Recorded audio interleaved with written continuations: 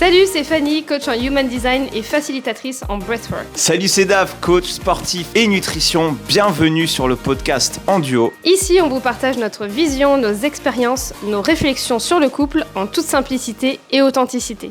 Bonjour à tous et bienvenue dans un nouvel épisode du podcast En Duo. C'est Fanny. Et c'est David. Et aujourd'hui, on va faire un podcast entier consacré à David.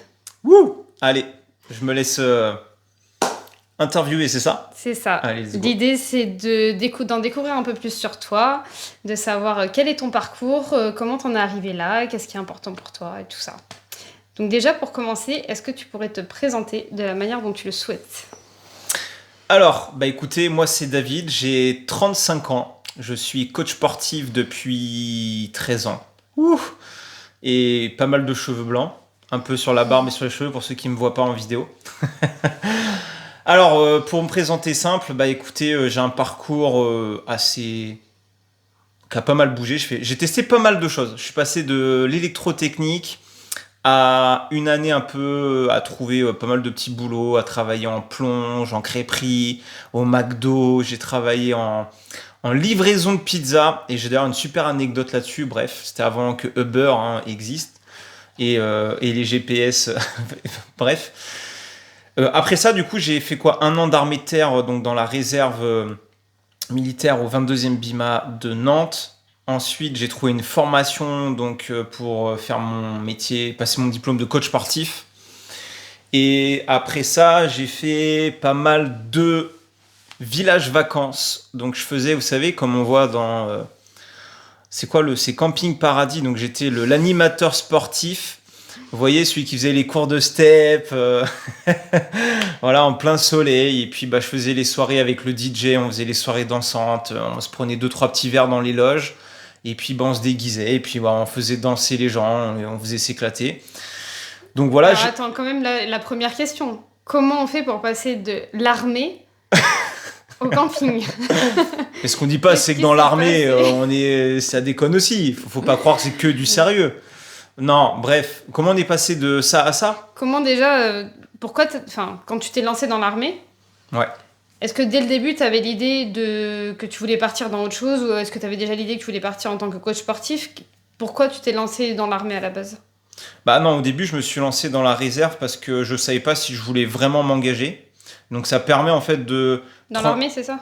Dans l'armée active. Dans l'armée, donc en fait, il faut bien faire la différence entre armée active de métier et l'armée où on est réserviste, où effectivement, c'est un peu moins poussé évidemment que la vraie active, où après on part en OPEX et tout sur le terrain. Mais en fait, ça permet pour ceux qui veulent pas s'engager vraiment de faire un peu peut-être comme un service militaire. Et donc, moi, ce que j'ai vraiment kiffé, c'était la cohésion de groupe. C'était cadré, très cadré.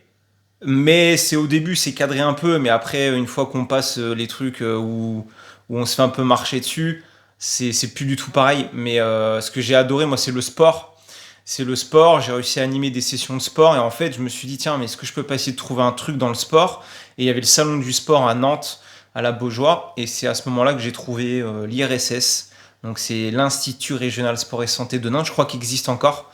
Et donc, en fait, j'ai décidé de postuler pour faire la prépa sport. Donc, il y avait des tests à faire. Et une fois que j'ai fait la prépa sport et que j'ai passé les tests et que j'ai réussi les tests, donc on rentre en prépa, 1 an, donc prépa sport, donc on voit un petit peu les sujets du tronc commun, on se prépare en fait pour après l'année de BP. Et donc je trouve ça vachement bien de le faire en 2 ans. Et après, à la fin de la prépa, donc on a encore un concours, donc on n'est pas sûr encore d'être pris pour l'année de BP. Et une fois qu'on passe ça, en fait, on est un tout petit groupe qui est sélectionné et on peut faire l'année de BP. Donc après, j'ai fait l'année de BP. Et durant cette transition-là, la fin de l'année prépa sport et BP, on doit trouver, si on peut bosser un petit peu à droite à gauche, on peut déjà commencer à bosser plutôt dans l'animation. Donc moi, j'ai trouvé camping. Parce que j'ai toujours fait des campings quand j'étais jeune, que ce soit avec mes frères ou avec ma maman ou même mon père. Je crois qu'on avait fait un peu de camping. Mais c'était, on passait nos vacances là. Et moi, j'aimais bien le côté un peu sport, animation et tout. Même si pourtant, parler devant les gens, c'était pas mon fort. prendre la parole, parler devant les autres, faire le con, enfin, etc. C'était pas du tout mon point fort. Clairement pas. Moi, j'étais plutôt timide, en retrait de mon côté. Je restais celui qui écoutait plutôt que. J'aimais pas du tout me mettre en avant. Et après, bah, écoutez, après la première année, la deuxième année, pardon, de BP, j'ai fait j'ai fait ça, j'ai fait plusieurs mois donc en village vacances. Et donc là, j'ai fait que de l'animation sportive. Et vraiment, concrètement, quand tu t'es rendu compte que c'était le sport qui te donnait envie, qu'est-ce qui t'a vraiment particulièrement donné envie dans le fait d'accompagner dans le sport? Bah déjà, je reviendrai un tout petit peu en arrière. Je me souviens du jour où j'ai dû aller sur un chantier le matin. Je suis parti, j'habitais à Nantes, donc au nord de Nantes, à la Chapelle-sur-Erdre, et je devais me rendre au sud de Nantes pour être à 6 heures sur un chantier et faire de l'électricité sur un chantier où on est solo dans les grandes caisses et tout. Et là, je me suis dit, ok, c'est absolument pas ça que j'ai envie de faire. Et je me souviens qu'une fois, je bossais avec un mec, un artisan, et je suis resté toute la journée sur le chantier seul. Donc je me faisais chier. Alors on bosse, hein, on bosse. Mais je me suis dit non, mais moi je veux absolument pas faire ça. Et c'est là en fait que quand j'avais commencé à chercher après avec l'armée, bon déjà ça m'a mis le pied dedans. Mais le sport, moi ce que j'aimais c'était l'effet de groupe, le fait qu'on n'est pas seul, le fait qu'on transmette quelque chose, le côté aussi énergie, musique, où on s'amuse, où on s'éclate. Parce que pour moi, en fait, faut s'amuser. Je pense que comme on a fait un peu le travail des valeurs, si je m'amuse pas dans ce que je fais, j'ai beaucoup de mal à. Alors je vais le faire, mais j'aurais peut-être pas la même énergie, la même aura, comme on dit, que quand c'est un truc qui me passionne à fond. Et c'est pour ça que quand j'ai fait ma prépa, on commençait déjà les cours de step, les cours aéro, Elia, les choses comme ça, s'il y en a qui connaissent, où on faisait des trucs chorégraphiés sur de la musique, des musiques qu'on voulait, on pouvait créer les chorés comme on voulait. Moi, j'allais à toutes les conventions, je me souviens avec tous les poteaux des promos. Ah, c'était un groupe, franchement, on kiffait de malade. Et puis bah, en fait, c'est venu comme ça. C'est le fait d'avoir de la musique, d'avoir des gens avec qui on peut emporter, transmettre. Et puis c'est le côté où on s'amuse, quoi, énormément. Et du coup, après tous les villages vacances, les campings, etc., où tu t'as vraiment bien kiffé, tu t'es bien éclaté, qu'est-ce que t'as fait ensuite? Après, donc bah, il faut se dire que soit on peut faire animateur toute sa life, Club Med. Donc j'avais hésité un peu à partir là-dessus. Et Ah, c'est chouette aussi le Club Med. ouais, bah, Ouais, c'est cool. j'avais fait des démarches déjà, donc je pensais potentiellement partir. Et au final, j'ai rencontré quelqu'un sur Nantes. Du coup, bah, je suis resté sur Nantes. Elle est partie sur Bordeaux. Et après, moi, je suis allé sur Bordeaux. Et j'ai trouvé, du coup, bah, un boulot en salle de sport sur Bordeaux. Donc là, c'était mon premier vrai travail en salle de sport sur Bordeaux. Et c'est là où j'ai commencé à intégrer les cours Les Smiths. On était une salle où on faisait que du cours Les Smiths. On faisait que ça, de toute façon. Et puis à l'époque, nous, on faisait du suivi où les gens venaient dans la salle, où on avait un plateau cardio-musculation. Et en fait, quand vous veniez et que vous inscriviez, en fait, vous aviez un rendez-vous avec un coach où on faisait votre programme 100% personnalisé sur l'alimentation, sur le sport, les cours qui vous convenaient. Et quand vous veniez sur le plateau cardio-musculation, le coach, on était un en heure creuse et deux en heure un peu plus pleine quand il y avait du monde. Et en fait, on faisait les entraînements des gens qui venaient le soir comment dire, sur le plateau musculation. Et c'était trop bien parce que les gens, ils n'avaient pas envie de se prendre la tête à savoir quoi faire. Donc en fait, il y avait l'entraînement du jour. C'était juste avant que CrossFit commence à sortir, je me souviens. Et enfin, peut-être que c'était déjà sorti sur Paris, mais c'était pas encore hyper connu, hyper répandu. Donc nous, on faisait déjà des entraînements du jour à ce moment-là. Et puis en fait, on faisait des circuits avec les machines. On faisait pas mal de choses comme ça. Et c'était vraiment le kiff. Puis après, bah, la partie les cours Les Smiths, c'est là où j'ai explosé le plus rapidement avec, franchement, avec ceux avec qui j'ai bossé. Franchement, merci à eux encore aujourd'hui parce qu'ils m'ont appris énormément de choses. Et je crois que c'est là où j'ai évolué le plus rapidement dans ma vie de ado adulte entre guillemets. Et après, une autre rencontre aussi qui a fait que bah, ça m'a encore mis un step plus par rapport à ce que je suis aujourd'hui. Enfin, à ce que j'étais avant et ce que je suis aujourd'hui. Donc ouais, voilà. Trop bien. Donc, tu es arrivé dans cette salle, qu'est-ce qui te faisait le plus kiffer? Parce qu'on sent de l'énergie quand tu parles des cours Les Mills où tu dis que tu as explosé. Qu'est-ce qui Bah, était pour trop la, cool pour toi? pour l'anecdote, les cours. Alors, quand je suis arrivé la première fois dans cette salle, j'étais hyper impressionné par la prestance des coachs. Très bien sapés, uniforme, rasé et tout. Donc, ça me faisait penser un peu au côté militaire. Mais c'était très, très quali. C'était très professionnel et puis très premium. Et après, les cours Les Smiths, bah, en fait, c'était moi le côté entraînant, la musique, le côté. Le prof en face, il est sur l'estrade avec. Je me souviens, on avait une toute petite estrade. Juste qu'il faut pour être peut-être deux trois coachs max. Et puis il y avait les super les luminaires. Les luminaires, enfin, ça faisait un peu scène, quoi. On faisait le show. Et ça me rappelait un petit peu l'animation que je faisais en village vacances, bien entendu. Rien à voir. On était sur des cours beaucoup plus physiques, plus intenses. Mais en fait, je retrouvais quand même ce côté-là où il y avait la relation à la musique d'un côté qu'on s'imprègne. Et en fait, la musique, je trouve elle m'apporte beaucoup d'émotions que j'aime repartager. Et je me souviens, l'anecdote, c'est que dans mes formations initiales, par exemple, je prends les cours de RPM. Les cours de RPM, vous regarderez sur YouTube ce que c'est. Donc, c'est des cours de vélo, d'intérieur. Et je crois que c'était, avec le body combat, c'était mes deux cours favoris. Pourtant, le RPM, c'est un cours de vélo et je me souviens très bien, dans ma formation, il y a un formateur, il m'a toujours dit, David, on a l'impression que tu te fais chier pendant le cours. Et il me dit, donc je lui dis, non, pourtant, non, pas du tout. Il me dit, on dirait que tu as l'impression que tu n'oses pas dire des choses de peur que les gens vont penser quelque chose de toi si tu y vas trop fort ou si tu rentres pas dedans. Et en fait, du coup, il m'a donné un exercice à faire. Peut-être qu'on en parlera lors d'un podcast. C'est un super exercice d'image mentale et de prise de conscience. Et en fait, depuis ce moment-là, et après, j'ai aussi les coachs avec qui se bossait parce qu'on passait dans les cours et parfois on se faisait des retours, on se montrait, tiens, tu es peut-être plus comme ça, monte la voix, là, hop, du calme, du silence. Enfin, ça aide énormément. Et je pense que même déjà à partir de là, quand il m'a donné ce tips-là à faire, c'est là où j'ai commencé à exploser sur les cours. Et en fait, moi, je faisais les cours. C'est-à-dire que après, j'y allais, quoi. Concrètement, avant, j'osais pas trop parce que j'avais peur de monter un peu la voix, j'avais peur d'être trop dans le dur ou trop. Voilà, en fait, j'étais dans le délire. Qu'est-ce que les gens vont dire de moi? J'avais peur du jugement des autres ou que les gens n'aiment pas qui je suis ou ce que je fais si ce que je fais, ça leur plaît pas. Et en fait, j'ai réussi à me sortir ça de la tête et à me dire, mais en fait, j'en ai rien à cirer de ce qu'on pense de moi. Ça va être moi.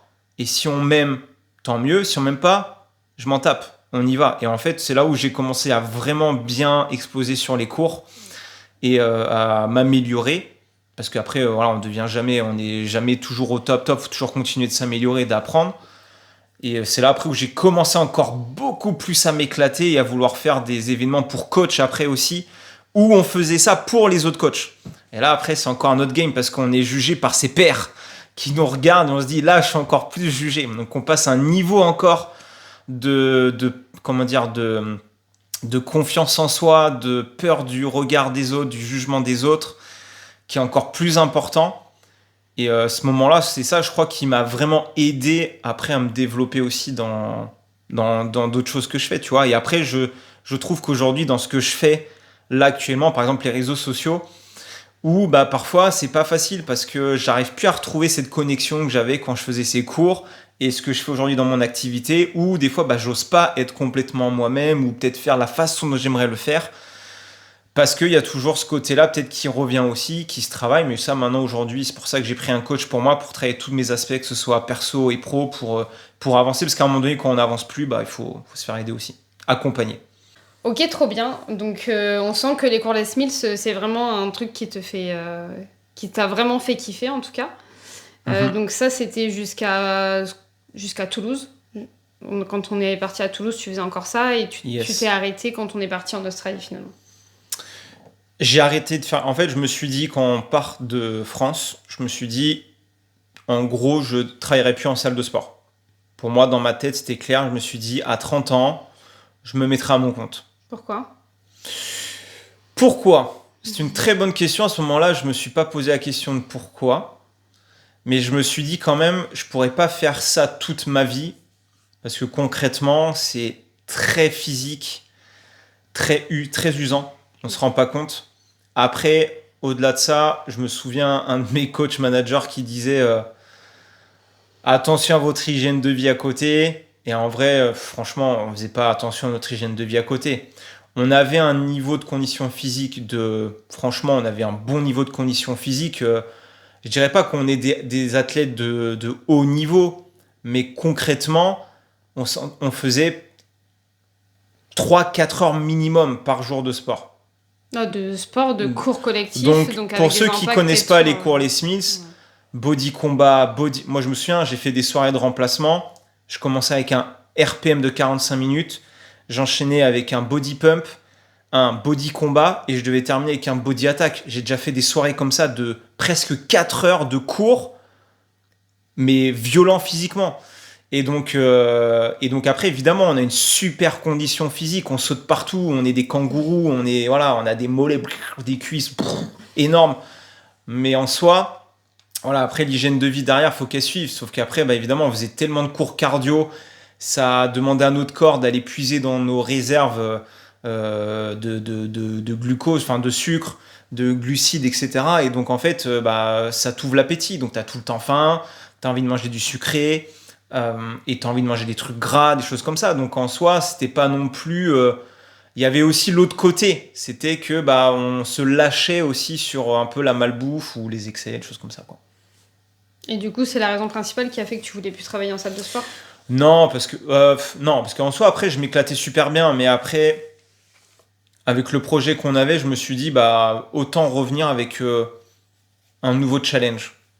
Un nouveau challenge. Et je me suis dit, j'avais pas envie, parce que j'ai quand même pas mal fait de cours, j'en ai fait quand même énormément.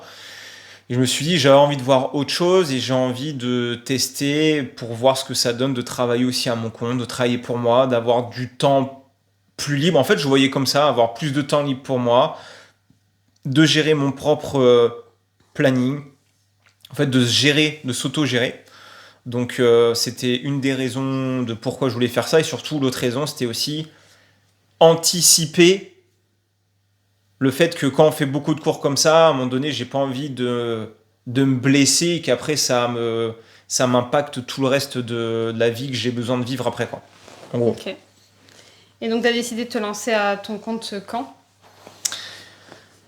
En fait, j'ai décidé de me lancer à mon compte quand on est rentré d'Australie. Enfin, je l'avais déjà décidé dans ma tête, mais après, la mise en place, ça s'est fait quand on est rentré d'Australie. Donc c'est fait fin 2019, début 2020, où là j'ai commencé à rebosser un petit peu dans des salles au début où je donnais des cours à droite à gauche. Et après j'ai bossé dans un petit studio de coaching pas très longtemps, parce qu'après il y a eu le Covid qui est passé. Et là, là il faut se remettre en question, parce que quand on est enfermé chez soi, alors c'était super. On avait le soleil toute la journée, on se faisait à manger, on faisait du sport, on mangeait pas mal. On mangeait pas mal quand même. Pendant le Covid. Ah oui, pendant le Covid. Non, mais toi, t'étais ailleurs, là. Je t'ai peur. Non, j'ai pas entendu au début Ok. quand t'as dit pendant le Covid. Je croyais pendant que tu te lançais dans ton activité, j'étais là genre non, moi je bossais en fait en salarié. Non, donc... mais oui. Non, mais concrètement. Oui, il y a eu le Covid qui est arrivé assez rapidement après. Donc après, au niveau de la transition, ça s'est fait comme ça. Et puis après, du coup, je me suis formé pour essayer de développer mon activité en ligne. Quelle est la raison qui a fait que tu as voulu développer une activité en ligne? Au début, pour être hyper honnête, je l'ai pas fait pour les bonnes raisons. Parce que je l'ai fait... Alors au début, j'ai été attiré par une publicité sur Facebook où on nous apprenait... Et c'est marrant parce que le gars qui faisait ça, je le connaissais. Enfin, je le connaissais de Les Smiths, via les cours Les Smiths. Bref, ce sera pas le sujet de cette vidéo. Non. Mais au final, du coup, j'ai testé son petit programme qui était gratuit, 14 jours, où il nous apprenait à créer des petits programmes qu'on pouvait vendre. Et j'ai vendu des petits programmes. Je me souviens, je me lève un matin, je vois une notification sur mon téléphone. J'avais fait 78 € pour mon petit programme alors que je me levais tout juste. Je me suis dit, mais trop bien, j'ai vendu un programme alors que je dormais, j'ai rien fait.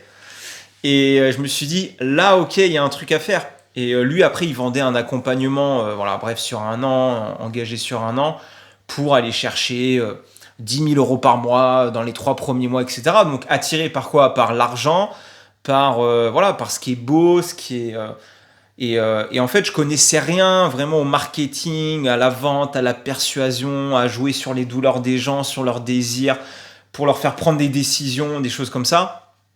Et donc, je me suis lancé là-dedans au début parce que je me suis dit, bah, trop bien, je vais pouvoir faire de l'argent rapidement et on va être bien, tranquille et tout. Sauf qu'en fait, bon, bah, après, quand on est dedans, ça n'a strictement rien à voir. Maintenant, aujourd'hui, cette expérience, ça m'a énormément servi. Mais en soi, je me souviens, ouais, j'ai quand même mis énormément. En fait, j'avais mis pas mal de côté quand je suis revenu d'Australie. Et j'ai presque tout mis ce que j'avais de côté d'Australie là-dedans. Je regrette. Je pense que j'aurais pu la mettre ailleurs aujourd'hui si j'avais su. Maintenant, bah, quand c'est fait, c'est fait. Et puis, je pense que j'en serais pas là aujourd'hui si je l'avais pas fait. Et dans tous les cas, moi, je pense que les décisions qu'on prend, les choix qu'on fait, bah, dans tous les cas, ça nous amène quelque part. Et puis, c'est comme ça, on prend ce qu'il y a à prendre et on évolue comme ça. Donc finalement, là, ce que tu veux aussi nous partager, c'est de faire attention quand on prend une décision ou quand on a envie de peut-être de changer de vie ou de se lancer dans un nouveau projet. En tout cas, attention aux raisons pour lesquelles on les fait. Ouais, attention aux raisons. Et puis après, en soi, j'ai envie de dire, si on se pose trop de questions, on ne le fait pas. Parce que je me suis jamais posé la question, ok, quand on est notre chef d'entreprise, il faut savoir se structurer, il faut savoir gérer la gestion clientèle, il faut savoir gérer les personnes sur les réseaux qui critiquent, qui jugent. Il faut savoir gérer un peu... Les gens qui prennent rendez-vous et qui décrochent pas leur téléphone. Ouais, voilà. Bah, par exemple, ouais, parce que je me souviens, j'en ai fait énormément des appels de vente, mais faut savoir gérer effectivement la vente, faut savoir gérer le marketing, la communication. Mais au-delà de ça, c'est juste savoir être à son compte. C'est pas le Club Med en fait. Et donc là, en gros, la réalité, elle nous rappelle, elle nous met 2-3 claques gauche-droite, coup de balayette, terminé. Et donc, ouais, là, on se dit, ah ouais, en fait, je me suis trop vendu de rêve, clairement. Et c'est pas du tout à quoi je m'attendais au début. Mais après, en soi, il y a plusieurs manières de le faire. Et donc après, bah, évidemment, le coaching en présentiel, moi, je trouvais ça super parce que je retrouvais ce côté contact avec les gens. Et finalement, j'avais jamais l'impression de travailler. Pour être honnête, j'arrivais chez les gens, ils avaient leur programme, je les coachais, tac, je repartais, terminé. Donc ce côté-là était super aussi. Après, je travaillais dans des petits studios à droite à gauche où je venais donner des cours. Mais là où j'ai vraiment commencé après à me développer en ligne, c'est vraiment, je pense, ces 2-3 dernières années. Plus sérieusement. Je pense pas que ce soit plus sérieusement parce que moi je t'ai vu faire et au début t'étais hyper assidu. Après, je pense qu'il y a effectivement le premier formateur avec qui t'as pris la formation, il t'a vendu énormément de rêves et du coup il y a aussi peut-être savoir gérer ses émotions et savoir gérer ses déceptions. C'est quelque chose qui a été énorme et pour nous deux pour le coup, c'est s'attendre à... Comment dire? J'ai tendance à me dire que tout a été plutôt facile dans notre vie. Ou en tout cas, quand il y a des choses qui ont été moins faciles, on s'est dit, bah, on s'adapte et puis on prend une autre voie. Et tout a été hyper fluide. Moi, dans mes études, je voulais devenir avocate. J'ai pas du tout eu le concours d'avocat, par exemple. Mais ça a jamais été un drame en soi. Le premier plus gros drame, c'est quand j'ai pas eu mon permis du premier coup. Bah, vous savez quoi, je l'ai eu du deuxième coup. Mais par exemple, voilà, j'ai fait mes études d'avocat. Enfin... même pas pour mes études d'avocat, c'est pour rentrer à l'école d'avocat, j'ai jamais eu ce concours. Mais au final, bah, j'ai rebondi et j'ai fait autre chose qui me plaisait vraiment plus. Et j'avais vraiment ce sentiment de dire, ok, en fait, j'y arrive pas, donc on prend une autre voie. En Australie, il y a plein de trucs, on devait faire des choses qu'on n'a pas fait, ça s'est pas fait, on a fait différemment, etc. Et je trouve que là, dans l'entrepreneuriat, dans ce dans quoi toi tu t'es lancé, il y en avait aucun de nous deux qui connaissait ce monde. Mais genre aucun. Alors j'ai ma maman qui est chef d'entreprise, mais je me suis jamais vraiment penchée sur la question. Surtout du business en ligne, vraiment, on te fait croire que c'est hyper facile, les gars. Enfin, ça reste un business en fait. Déjà, il faut avoir envie, il faut vraiment avoir la hargne, etc. Je pense que tu t'y es vraiment mis à fond dès le début, mais il y avait plein de choses qui étaient encore trop loin de ta compréhension. Bah, tu vois ce que je veux dire? C'est que t'en as qui se lancent dedans, qui ont déjà des bases un peu en commerce, en marketing, en vente. Toi, t'es tellement parti de zéro que t'as eu Je à suis apprendre parti, énormément de choses, je quoi. suis parti sous étage, moi, carrément. Non, Ouais, c'est bref, ça. j'ai pas envie de me trouver Mais des excuses. non, mais il n'y a pas une question Mais d'excuse, c'est des expériences. Mais je trouve pas que t'aies pas travaillé sérieusement. C'est juste que là, t'as trouvé ta voie plus, peut-être ces 2-3 dernières années, quoi.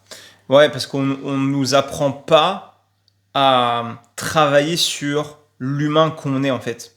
Moi, je pense qu'aujourd'hui, c'est ça le plus important avant tout. On peut vous vendre n'importe quelle méthode.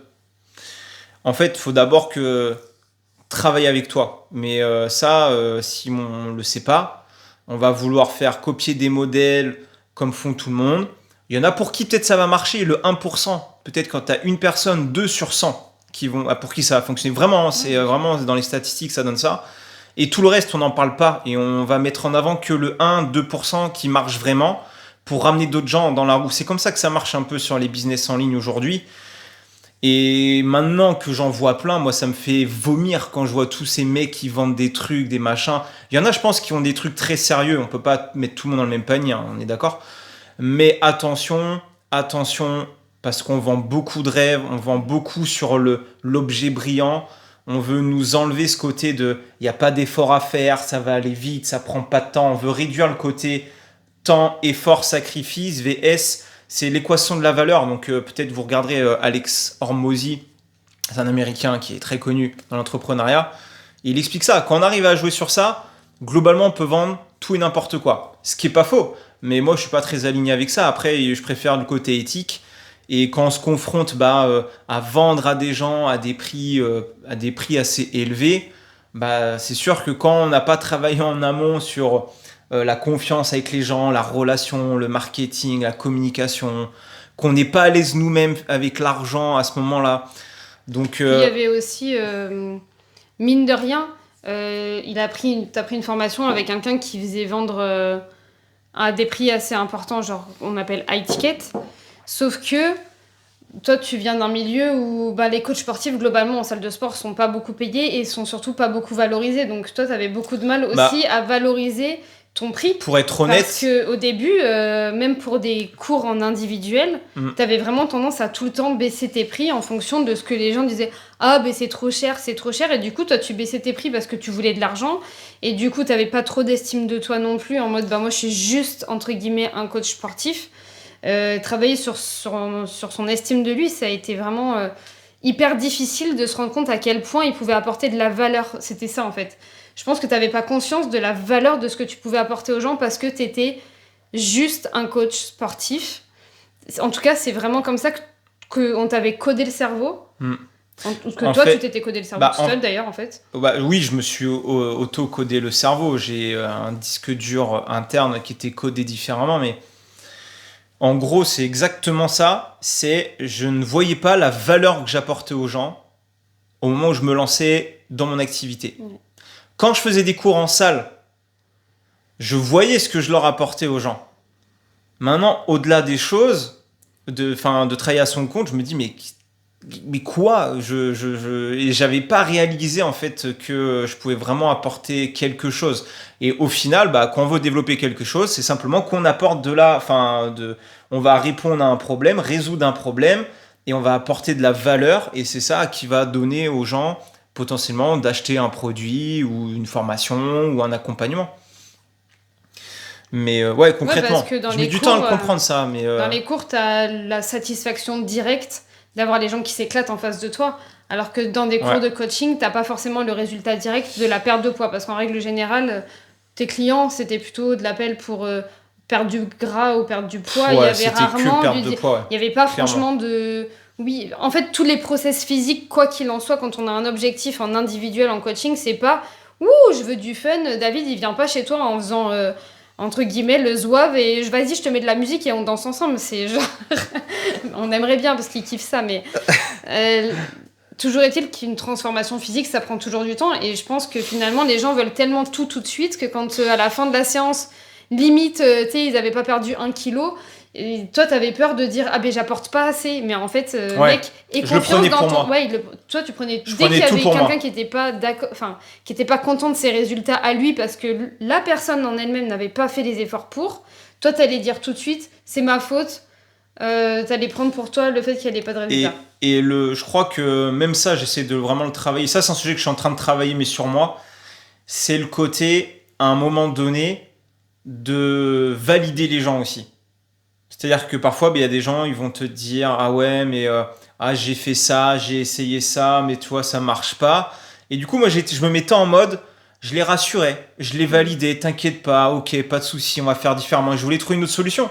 Alors qu'en vrai, la seule chose qu'il fallait que je le dise, mais ça se dit pas à un client, ou alors il faut le dire d'une manière professionnelle, mais ça, je savais pas vraiment le faire, j'étais pas à l'aise avec ça. C'est-à-dire, écoute, je vais pas te mentir, en tant que coach aujourd'hui, tu fais pas ce qu'il faut.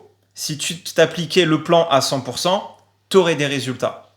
Aujourd'hui, si je te dis qu'il faut prendre 4 pilules par jour et que tu en prends une tous les 4 matins, alors que je te l'ai dit de le prendre pendant 3 semaines et que tu fais que une semaine et demie à ta sauce, c'est normal que ça marche pas. Et ça, je savais pas le dire.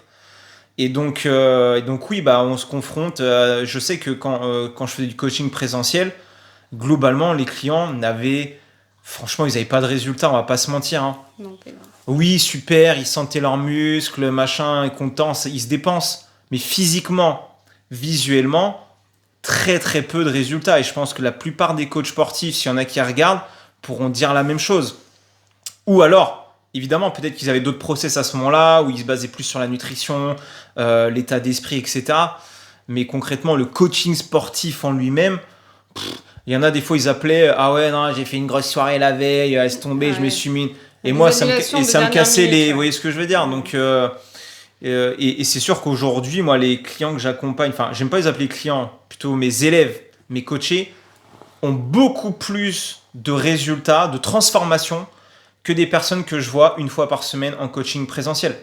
Pour la simple et bonne raison que déjà, ils payent beaucoup plus cher, qu'ils sont beaucoup plus investis et que derrière, ils ont compris que il faut y aller à un moment donné si on veut le faire.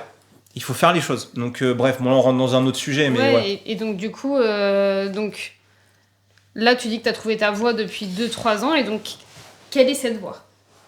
Ma voix, alors après, j'ai pas envie de me mettre dans une case parce que. Non, mais aujourd'hui, qu'est-ce que tu proposes? Qu'est-ce qui est aligné pour toi? Enfin, qu'est-ce que tu aimes proposer?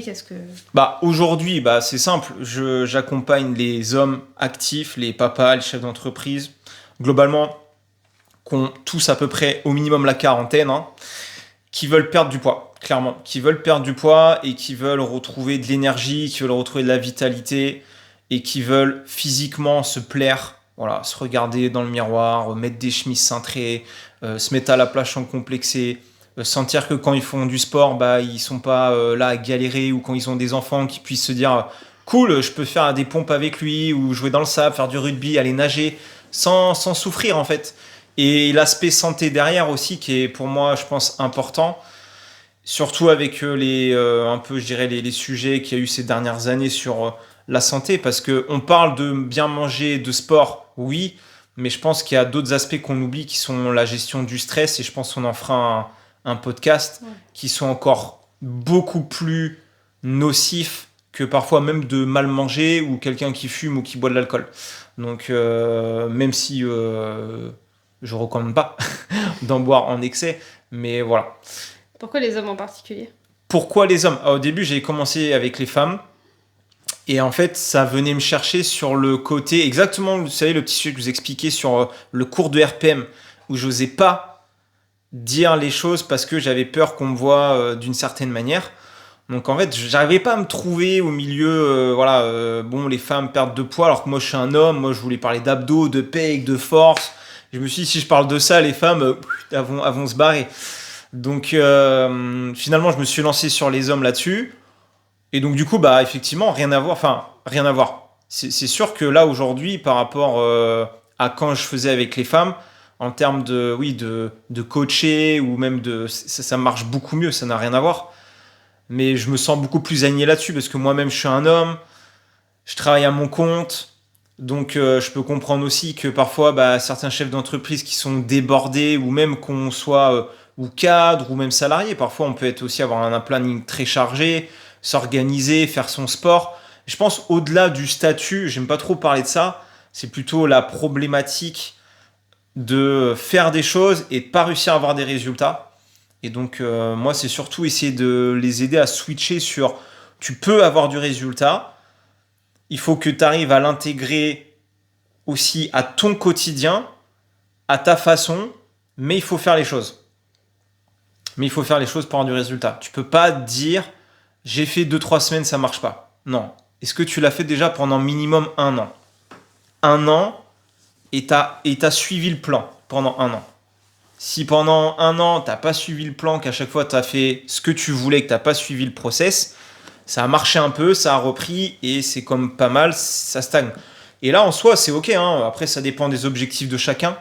Donc, ouais, concrètement, bah, aujourd'hui, je suis vraiment là-dessus. Et puis moi, j'adore la partie, j'adore la culture physique, j'adore la performance, j'adore l'entraînement, j'adore le sport de haut niveau, j'adore les sports de combat aussi. Les sports de combat, qu'est-ce que je regarde ça. Et ouais, à fond. À fond. Et là, je pense que peut-être plus encore, mais là, je travaille sur moi d'abord, mais faire je pense, des stages, des retraites. Alors, peut-être pas retraite, parce que ça fait un peu papy pour moi. Non, je rigole. Mais plus, voilà. C'est parce que c'est moi qui utilise ce mot.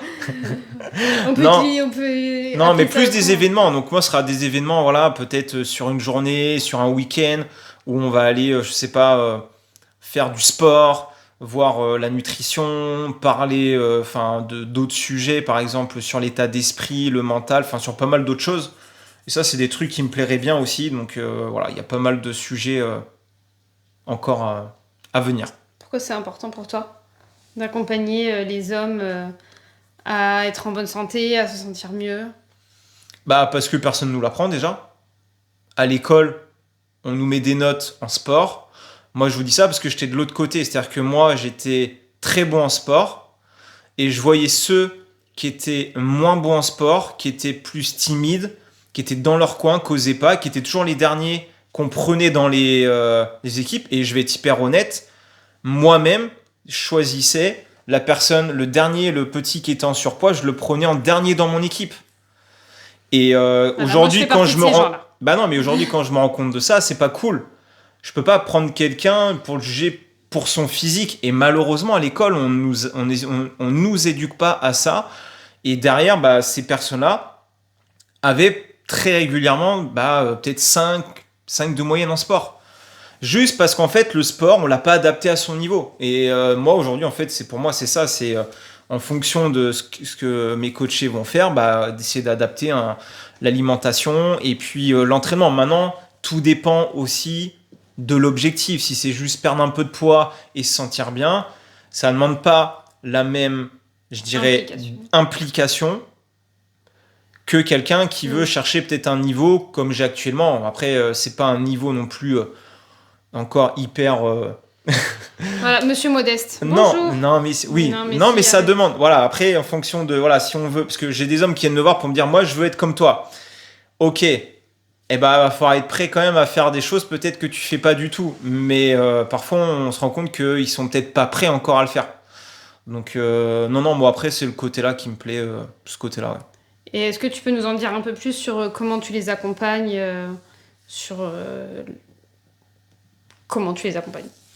Comment je les accompagne? C'est simple, je les accompagne sur 3 piliers que je suis encore en train d'améliorer, de développer. Mais concrètement, l'idée, c'est que voilà, j'ai un papa ou un homme qui vient me voir et me dit, voilà, David, j'ai par exemple 10-12 kilos à perdre.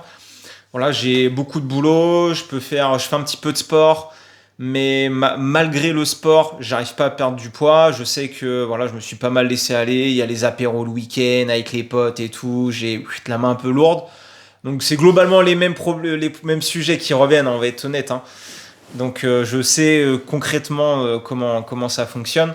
Donc ce qu'on fait dans un premier temps, c'est déjà faire un état des lieux, bilan global de quand même l'état d'esprit dans lequel il est, ce qu'il fait en termes d'activité quotidienne, que ce soit du sport, sa dépense, est-ce qu'il marche ou pas, son sommeil, son stress, s'il a des problématiques articulaires, musculaires ou médicales, et puis la nutrition, les habitudes nutritionnelles, qu'est-ce qu'il mange, qu'est-ce qu'il aime manger le matin, est-ce qu'il mange ou pas, le midi, le soir, c'est quoi son repas favori qu'il veut absolument maintenir. Et en fait, à partir de tout ça, ça me permet, moi, de regarder, ok, on va travailler sur cet indicateur-là, là et là. Et en général, je ressors toujours que 3 indicateurs à suivre. Et je dis, ok, tu vois, tu vas suivre uniquement ces 3 indicateurs dans ton plan. Tu continues de faire comme tu fais et on va ajuster chaque semaine avec un bilan chaque début de semaine, parce que eux, ils me rendent des comptes chaque fin de semaine. Et c'est ce qui fait que je trouve qu'ils ont beaucoup plus de résultats que les gens que je vois qu'une fois par semaine. Parce qu'en fait, ils se sentent impliqués et puis ils savent que je suis dans leur poche en permanence. C'est-à-dire que moi, j'ai une application de coaching et au final... Fais gaffe quand même. Non, mais au final, c'est ce qu'on me disait encore dernièrement. C'est qu'ils me disent, ouais, le truc, c'est qu'on sait que tu vas regarder ce qu'on fait. Parce que moi, je peux voir tout ce qu'ils font. Je peux voir ce qu'ils mangent, je peux voir ce qui marche, ce qu'il fait dans l'entraînement, son sommeil, tout. Et en fait, le fait de se dire ça, il sait qu'il a quelqu'un derrière qui va regarder lundi et qui va lui faire un retour bilan. Donc, le fait de rendre des comptes aussi derrière, ça permet de passer à l'action beaucoup plus massivement, je trouve. Ok, trop bien. Voilà. Mais je suis encore en train d'évoluer parce que j'aimerais développer d'autres offres, peut-être moins individuelles, et faire des offres plus de groupe. Là, je suis en train de réfléchir. Je pense que je vais sortir un programme. Donc, peut-être ceux qui regardent le podcast, ils vont l'avoir en avant-première. Mais là, je réfléchis. Je pense que je vais plutôt sortir un programme de groupe pour les 3 prochains mois. Là. Et donc, là, je vais le faire. Je suis en train de le créer un petit peu là, cette semaine dans l'idée et ce que je vais mettre dedans. Donc voilà. Top. Est-ce qu'il y aurait quelque chose que tu souhaiterais rajouter Après, de toute façon, on fera d'autres podcasts axés sur l'un ou l'autre d'entre nous. Donc, il y a des sujets sur lesquels on pourra aller plus en profondeur. Mais est-ce qu'il y a quelque chose que tu voudrais ajouter ? Non, je pense que je vous ai déjà pris beaucoup de temps. Si vous êtes sur les toilettes ou au volant, je ne sais pas ce que vous faites, ou dans votre salon. Bref, non, en tout cas, merci si vous écoutez, c'est cool. Si d'ailleurs vous avez des questions par rapport à ça, n'hésitez pas. Et même des idées de programmes ou de formations qui pourraient vous aider, n'hésitez pas aussi à nous proposer, à nous demander. Donc voilà. Et puis, pour ceux qui pourraient être intéressés par l'offre de David aussi, on a fait tout un épisode de podcast sur le lifestyle, c'est le 4e, je crois, où aussi on partage comment nous on vit au quotidien, comment gérer quand on a deux partenaires qui sont pas forcément sur le même lifestyle à un moment donné, parce que quand on fait des modifications au niveau de l'alimentation, au niveau du rythme, de sport, etc., il peut y avoir des ajustements à faire. Donc n'hésitez pas aussi à aller écouter l'épisode 4 parce qu'on en parle. Malgré tout, une évolution physique, ça implique des changements. Et un changement dans le couple, ça peut amener des crispations ou des engueulades. Donc il y a un podcast sur la communication, il y a un podcast sur le lifestyle. Donc n'hésitez pas non plus à aller les écouter. Hyper important. Yes, carrément. Ouais, voilà. Et puis la petite note de fin sur ce que tu disais, c'est que souvent on croit qu'on doit tout chambouler dans nos habitudes, que ce soit de couple ou familial quand on se lance dans un projet comme ça. Mais concrètement, enfin moi, ma vision, non, au final, c'est déjà, tu adaptes la façon de manger, de faire les choses à ton quotidien pour que ce soit beaucoup plus facile de l'intégrer, que ce soit durable. Si je commence à te mettre des trucs qui sont intenables, qui sont pas adaptés à toi, alors il y en a qui vont y arriver très bien, qui vont s'adapter et qui vont faire un nouveau style de vie. Il y en a pour qui ça fonctionne. Et il y en a pour qui ça n'a pas fonctionné. Il y en a, il va falloir plutôt intégrer quelque chose qui se tient plutôt, j'ai pas envie de dire facile, parce qu'il n'y a jamais rien qui est facile, mais déjà qui s'adapte beaucoup plus. Parce que si tu commences à te mettre des bâtons dans les roues dès le début, pour maintenir, après, c'est compliqué. Trop bien. Et voilà. Merci beaucoup pour ce podcast. Merci à ceux qui sont arrivés au bout de cet épisode. Il y en aura un prochain qui sera orienté vers moi, donc plus bien-être. Et sur d'autres sujets de couple, comme d'habitude, n'hésitez pas à mettre dans les commentaires ce que vous avez pensé de l'épisode. Est-ce que vous avez des questions à poser à David ? Peut-être qu'il y a des sujets que vous voulez approfondir dans un prochain épisode de podcast. Nous, ça nous donne des idées en plus. Parce que malgré tout, on a plein d'idées, mais on préfère que ça vienne de vous. Comme ça, on répond aussi à des questionnements que vous avez. N'hésitez pas à liker. Si on peut, ou noter, ou je sais pas trop ce qu'il faut faire, mais faites-le. Et puis, on vous dit à très vite sur un prochain épisode de podcast. Ok. Bisous. Allez, ciao, bye.